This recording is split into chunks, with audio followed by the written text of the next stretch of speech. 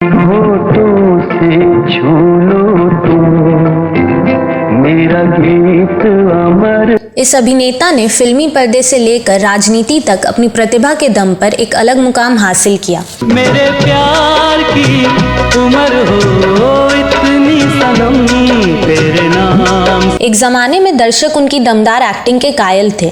उन्हें lead role के अलावा नेगेटिव कैरेक्टर से भी काफी लोकप्रियता मिली।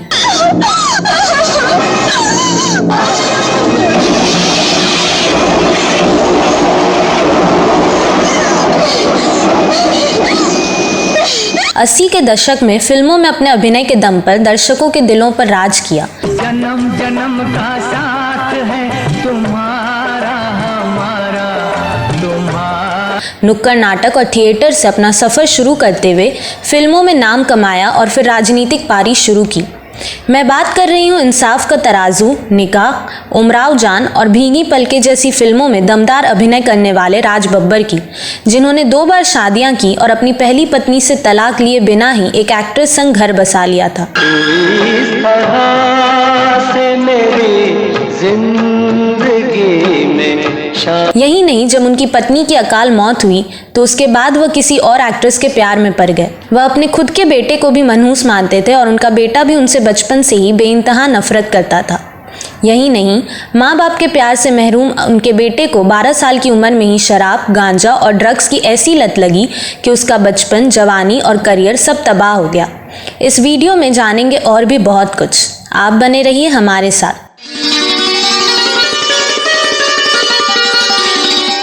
नमस्कार दोस्तों, इस वीडियो में मैं आपकी दोस्त और होस्ट अदिति झा बात करने जा रही हूँ 80 के दशक में सिनेमा की दुनिया पर राज करने वाले एक्टर राज बब्बर की, जो कि अपने फिल्मी करियर और निजी जिंदगी को लेकर चर्चा में तो रहे ही, अब अपने राजनीतिक करियर को लेकर भी चर्चा में बने रहते हैं। दोस्तों, 23 जून 1952 को उत्तर प्रदेश के टुंडला में जन्मे राज बब्बर को बचपन से ही एक्टिंग का बहुत शौक था।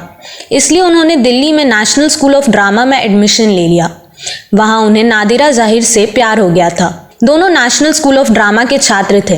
दोनों ने 1975 में शादी कर ली थी और नादिरा ज़हीर का नाम नादिरा बब्बर हो गया। शादी के बाद राज और नादिरा दिल्ली में ही रहते थे। फिर इनकी बेटी जूही बब्बर का जन्म हुआ तो राज की जिम्मेदारी बढ़ी। उन्होंने अपने अभिनय करियर को आगे बढ़ाने का फैसला लिया और मुंबई चले आए। 1977 में फिल्म किस्सा कुर्सी का से राज बब्बर ने बॉलीवुड में डेब्यू किया और इसके बाद वह फिल्म इंसाफ का तराजू में नेगेटिव कैरेक्टर में नजर आए।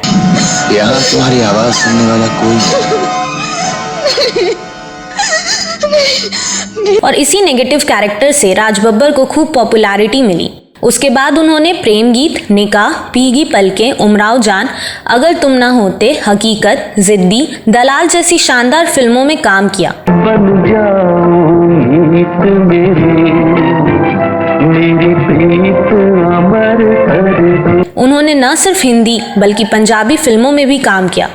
जब वह साल 1982 में आई फिल्म भीगी पलकों की शूटिंग उड़ीसा के राउरकेला में कर रहे थे तो उनकी मुलाकात स्मिता पाटिल से हुई। इस फिल्म में दोनों ही कलाकार मुख्य भूमिकाओं में थे। इस मुलाकात के दौरान ही वह उसी वक्त स्मिता पाटिल पर फिदा हो गए थे। जन्म जन्म का साथ है तुम्हारा हमारा तुम्हारा। और दोनों लिव इन में रहने लगे थे। जब नादिरा को राज बब्बर और स्मिता पाटिल की प्रेम कहानी का पता चला तो वह अंदर से टूट गई थी, लेकिन उन्होंने अपने आप को संभाला क्योंकि उनके 2 बच्चे भी थे। इसके बाद नादिरा अपने बच्चों में और अपनी रंगमंच की दुनिया में बेहद व्यस्त हो गई। जब राज बब्बर और नादिरा अलग हो गए तो राज ने स्मिता से शादी करने की ठान ली। हालांकि यह बात आसान नहीं थी। राज अपनी तरफ से भले ही शादी के लिए पूरी तरह से तैयार हो चुके थे, लेकिन स्मिता के परिवार वाले इस शादी के लिए बिल्कुल भी तैयार नहीं थे। राज बब्बर पहले से शादीशुदा थे और 2 बच्चों के पिता भी थे। इसलिए स्मिता के घर वालों का कहना था कि वह अपनी बेटी का हाथ किसी भी शादीशुदा मर्द के हाथ में नहीं दे सकते।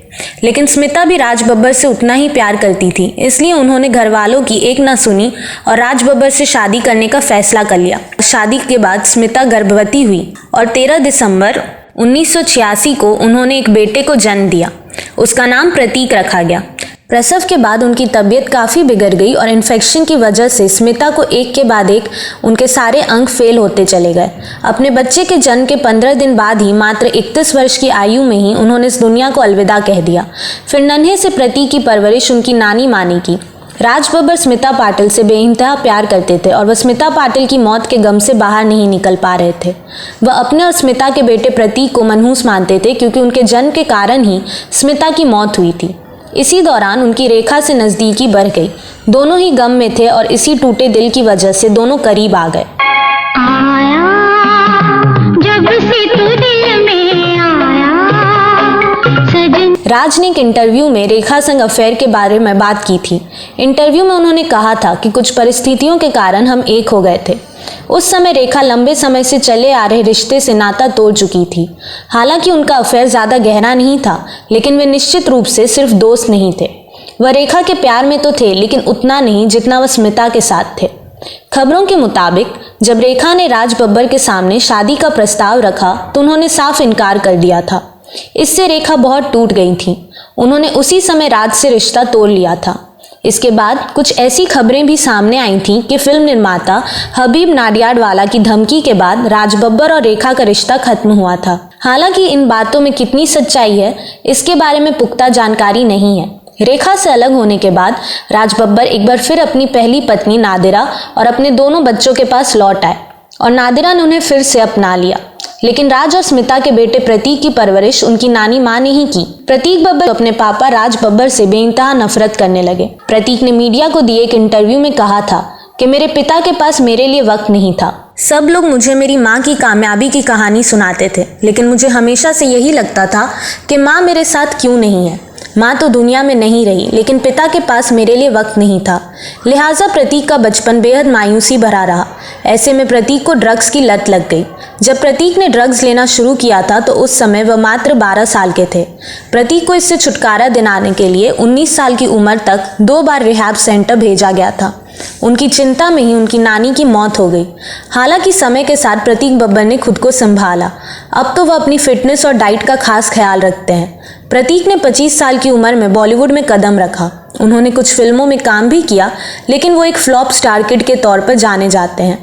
राज बब्बर और नादिरा के बेटे आर्या बब्बर भी कई फिल्मों में नजर आ चुके हैं, लेकिन राज बब्बर के दोनों ही बेटे बॉलीवुड की फिल्मों में अपनी वो पहचान नहीं बना पाए जितनी उनके पिता ने बनाई थी। राज बब्बर ने बॉलीवुड में करीब 12 साल गुजारने के बाद राजनीति में कदम रखा। 2004 में वो 14वें लोकसभा चुनाव में फिरोजाबाद से समाजवादी पार्टी के सांसद चुने गए। 2006 में समाजवादी पार्टी से निलंबित होने के बाद उन्होंने कांग्रेस की सदस्यता ले ली।